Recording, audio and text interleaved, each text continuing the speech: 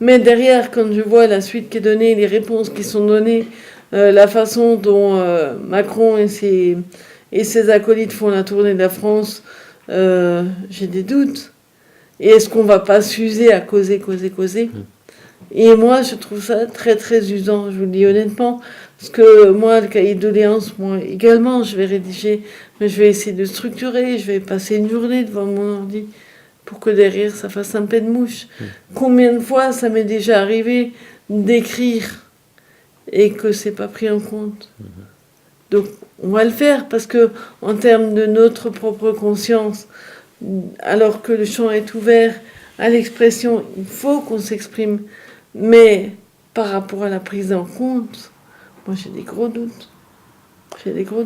Parce que quelque part, Macron, il a été mis en place par les gens qui ont financé sa campagne, qui l'ont accompagné. De façade, il présentait le renouveau, mais pas du tout. De là où il est issu, de qui sont ses tuteurs, il ne représente pas le renouveau, mais la continuité.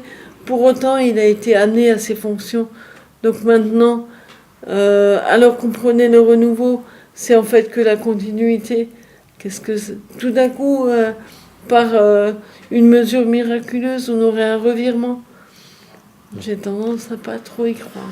Alors, lors d'une soirée débat que vous aviez fait ici dans la vallée, il y avait une personne de Remiremont, je crois, Oui. ou un Vosgien qui Oui, était là. oui. Et si j'ai bien lu, ils ont réussi à sauver la maternité de Remiremont.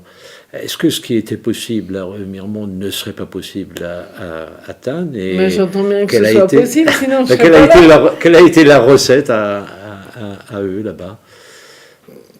Pugnace, compétent, puisqu'il y a des médecins dans le tas, des médecins obstétriciens retraités, des médecins qui se sont emparés du sujet. Et Remiremont, 800 accouchements quand même, par rapport à nous allez, j'ai espoir que cette année on tutoie les 400. Donc une autre échelle quand même.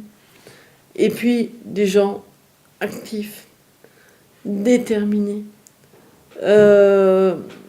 et constants. Et soutenu par la population. Et soutenus. Voilà. Et par les élus notamment?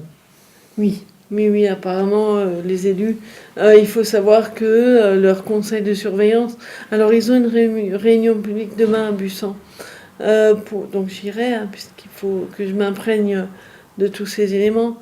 Pour autant, eux, en bloc, le conseil de surveillance a voté contre le contrat de performance. En bloc et à l'unanimité, ça veut dire que les médecins hospitaliers, le directoire de l'hôpital, les gens de la société civile et les élus ont fait front. Or, aujourd'hui, on n'a pas du tout la même configuration au niveau du GHR-MSA. On a un vice-président qui, lui, veut la peau de l'hôpital de Thann comme des centres de lit. On est encore loin de cette configuration. Après, je veux dire, si on s'est engagé, on peut dire, ok, on pose les outils, et puis après, c'est sa conscience qui dicte, tout n'est pas offert. Petit à petit, il faut déjà commencer par se mobiliser, se mettre en ordre de bataille, et ensuite, on fera ce qu'on pourra. Et là, c'est un peu l'histoire du colibri. On a au moins fait ce qu'on a pu.